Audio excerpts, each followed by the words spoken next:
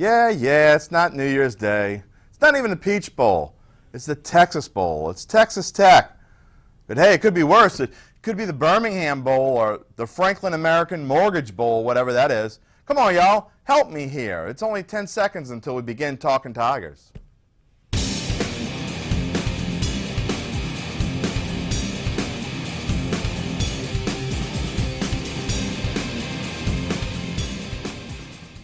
Welcome to Talkin' Tigers. I'm Jim Derry. Well, the announcements came Sunday, and LSU's disappointing and strange season will end on December 29th in Houston in the Texas Bowl against Texas Tech. Let's waste no time and talk about it, and maybe sneak in a little basketball with LSU and SEC columnist Ron Higgins. And Ron, are they disappointed out in Baton Rouge? I think it might be the bowl in the end they wanted to go to. They weren't going to get much better than the Texas Bowl, the Gator Bowl. And I think for sincere purposes, one, it gets them home before New Year's. Two, it's in Houston, which is a nice recruiting area for LSU. And it might be the only bowl that LSU fans would bother driving to watch a bowl game after the way the season kind of went down the hill at the end. So all things considered, it's probably the right bowl to go to for LSU. It suits the purposes of the fans and probably of the team. And there are also a lot of LSU alums living in Houston. Absolutely. I mean, they'll sell some tickets. It's a place that the Bolos is going to sell tickets. I think LSU feels like it has a chance to sell some tickets. All right, we'll talk about Texas Tech a little bit. LSU is a slight favorite in this game. I believe it was, 5 or 6 points. I guess that's not a slight favorite. But talk a little bit about maybe what the Tigers might expect and how they might match up. Well, this is a really interesting matchup. These are two teams with totally opposite styles. I mean, Texas Tech has the second best offense in the nation. They're second in scoring. They run like 83 plays a game. They're no huddle all the way. They throw the ball all over the place. But they also have the second worst defense in college football. And they give up almost as many yards as they gain, in the upper 500. So this is a game that, LSU can put up some points, even by, a fairly conservative offense. I mean, Leonard Fournette could have a huge day here.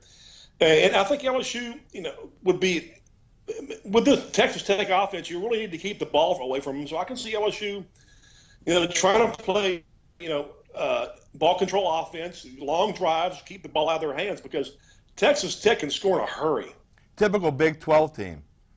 Absolutely. I mean, with Cliff Kingsbury as your coach, a guy who was a great quarterback at Texas Tech, and then went to Houston under Kevin Sumlin, then was actually a quarterback's coach for Manziel, his Heisman Trophy year at A&M. So, I mean, he's a young, innovative guy, and this, like I said, this is one of the more interesting matchups for the SEC in bowl season. Now, I guess if LSU comes out and plays their best game, they'd have the Red Raiders would have a tough time stopping Leonard Fournette and guys. What do you expect? Do you expect LSU to put all their effort into this game, and do you expect them to come out strong, or do you think maybe they'll be a little flat? I would hope that after a month off, everybody's rested and well, and kind of put the disappointment of the late season behind them, that they would come out and want to win this bowl game. LSU's lost 4 of its last 6 bowl games, and that's not a good track record. And last year, they lost in the last minute against Notre Dame in the Music City Bowl.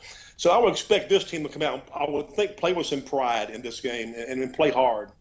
I agree with you. Let's switch our focus to basketball for just a second, and I do so because watching the North Florida game last week, what a ridiculous performance by Ben Simmons. Anyone who hasn't seen this kid play needs to watch him, and he lived up to all the hype last week in the PMAC. He's just unbelievable to watch. I mean, he's so smooth, and Johnny Jones finally, realized we got to put him down the block to get his offense started. I mean, he's a 6'10" kid who likes to play outside, but he also has really great post moves, and it's almost like he jump-started his offense by being in the post and then kind of moved out. And he can play anywhere. That's what people, that's hard to believe about him until you watch him. He can play anywhere on the floor. He's comfortable. He handles the ball well. He passes superbly. His basketball intelligence is out of the roof. So it's going to be a fun basketball season. I know they lost some games early, but they didn't have Craig Victor, and he comes back I think next week almost immediately. He's eligible now, and that'll be a big help for Ben Simmons along the front line. And Hornsby. Yeah, and Keith Hornsby will be back soon after that. So this team's about to get back at full strength. So I don't. Some early season losses, yeah, they were tough, but I'm not discounting them yet because I know it's coming back in the lineup. Lastly, Ron, real quick, this is there's been a lot of down years in basketball for the SEC, but this is really a season when LSU could make some kind of mark in conference play. Absolutely. I mean, the SEC basketball has taken a jump up this year. I mean, they got some dynamic new coaches, and the personality factor has gone up immensely. But yeah, this is a year that LSU can take a jump back up. Simmons is a one-year only guy. We know that, so they got to take advantage of him while he's here. And they really need to come on strong now and turn this thing around after their early season stumbles. And I think they will. Like I said, when they get Victor back in there, who is just a beast in practice all last year once he transferred back in Arizona, you'll see a difference on this team. Sounds good. Thanks for joining me early in the week, Ron. This time we gave you we messed you up a little bit, your schedule, but you came right on and appreciate it. I'm a short notice guy. Thanks, Ron. We'll see you next week. Okay. For today's Extra Point, going through the bowl list, I just thought it was a great time to point out some of my favorites. Yeah, the system isn't flawed at all. It's perfect. I mean, who doesn't want to see the Cure Bowl? What is the Cure Bowl? Well, it features San Jose State and Georgia State. Exciting. Hey, if you don't have any big plans for Christmas week, you could fly up to Boise and see the famous Idaho Potato Bowl with mighty Akron and Utah State. I think you get a free order of fries with your ticket stub. The next day, you can fly down to Southern California and see the San Diego Bowl. It's the San Diego County Credit Union Poinsettia Bowl. Boise State and Northern Illinois in that one. If you open an account, you get a free paper-made pen and a book of matches.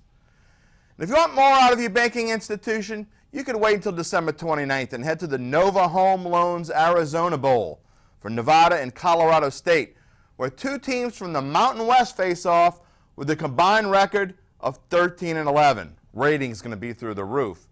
The list goes on, but you have your own favorites, and who am I to take away from those?